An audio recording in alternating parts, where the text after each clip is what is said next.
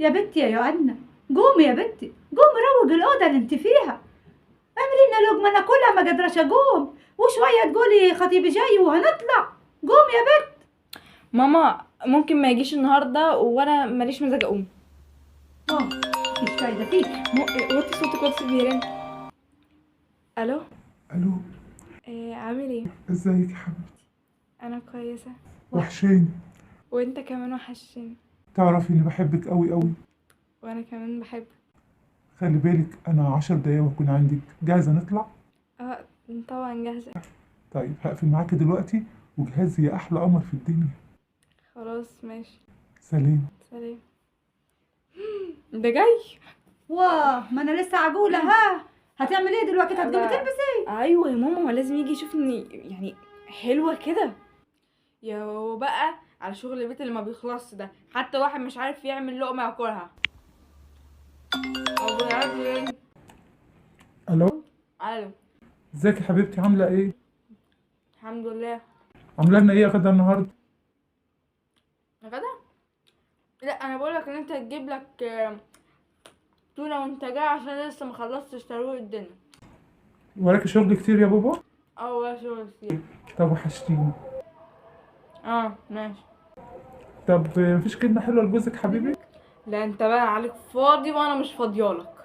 طب اجي اساعدك في الغسيل والمكوى؟ لا شكرا، روح شوف انت وراك ايه. طيب سلام، هجيب معايا غدا. سلام. سلام.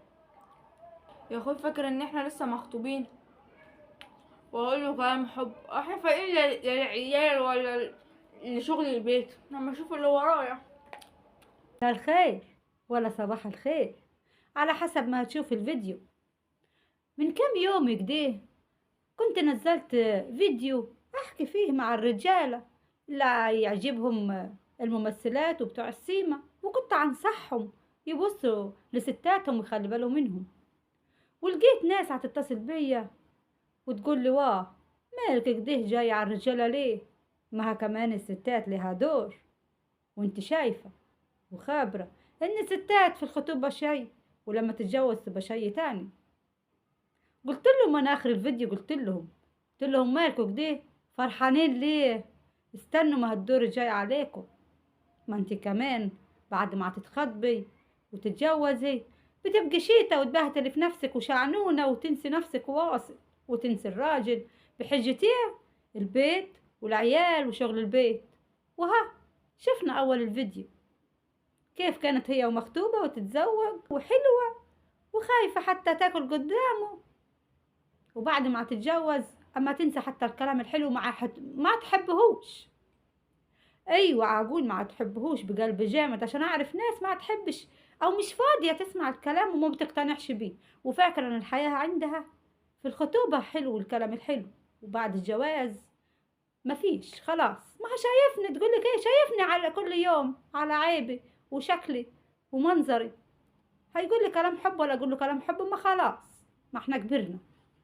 لا، عايزه اقول لك ان الست في ايديها كمان تخليه يبقى يعني يفضل طول عمره يحبها، وفي ايد الست يكره الجواز ويكره عيشته ويكره اليوم اللي قال اتجوز. يا بنت الحب ملوش وقت ولا ليه سن، ولا الحب هو كان فترة الخطوبة بس وصلاحيته هتنتهي في الجواز. ده اللي احنا حطيناه في دماغنا وبنمشي بيه، لكن هو غلط. الواحدة تفضل جميلة وأنيقة وتهتم بنفسها، لنفسها الأول وبعد كده لجوزها. لازم تبقى مهتمية بنفسك. كيف يبقى ريحتك حلوة؟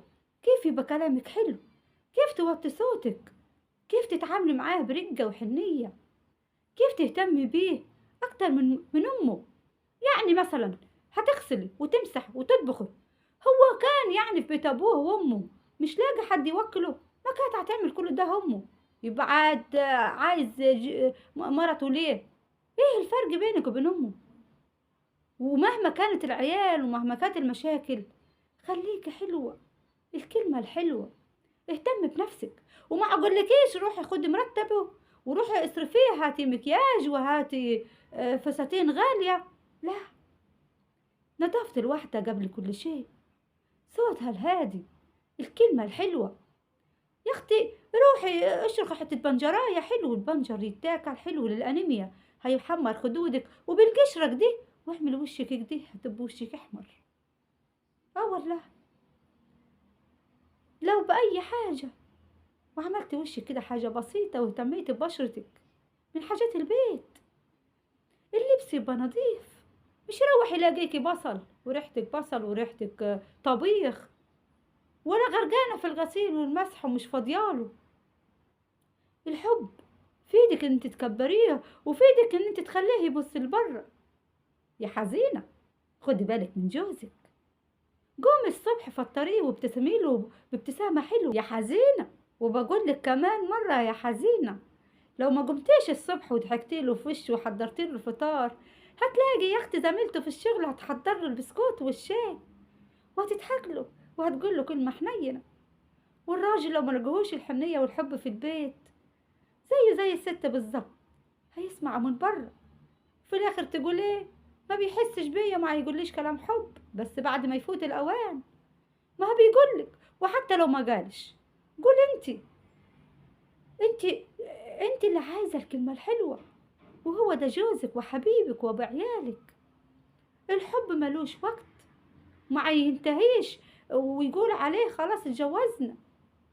خليكي دايما تهتم بنفسك وبشياكتك ونظافتك، خليكي حنينة عليه، حسسيه ان انت سنده في الدنيا. الكلمة الحلوة بيبقى محتاجها بعد يوم طويل من الشقا والشغل. الكلمة الحلوة بتغير موده. شاطرة بس تقول ايه؟ وانا هتزوج ليه؟ ما كده كده هيشوفني على حقيقتي في البيت وعارف شكلي. شكلي وحقيقتي ايه يا حزينة؟ مهما كان عارف شكلك، عايز يجي من الشغل يلاقيكي كده رايقة وجميلة مهتمية بنفسك. ما تعمليش زي خالتك سعدية اللي رابطة القمطة طول اليوم. فك شحرك، اعملي له تسريحة جديدة، اضحكي له ضحكة حلوة، كلميه كلمة حلوة كلمة حنينة. إن كان على الوكل مال الدنيا. ما تهتميش بالعيال والبيت وتسيبيه وفي الآخر تقول الراجل ما يقولناش كلمة حلوة. لا يقول، بس لو انت حسستيه بالحنية وبالرومانسية. ما انا عارفة ان جواك رومانسية الدنيا، وقلت له انك جواهم رومانسية كتير، بس انت كمان تطلعيها وتبينيها لجوزك رومانسية دي. تقولي له كلام حب، تجيبي له هدية يا ستي حتى لو من غير مناسبة.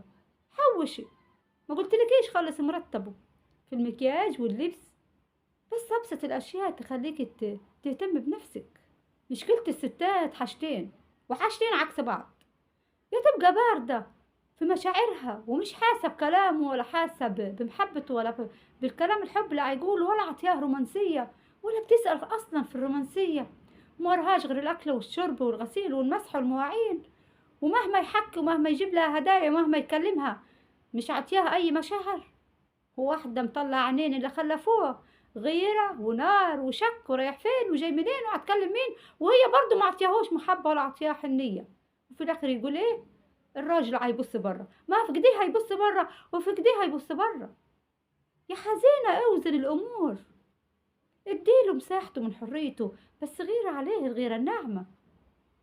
كلميه كلام حب ومشاعر وإحساس، وخليكي دايما حنينة عليه وتهتمي بيه.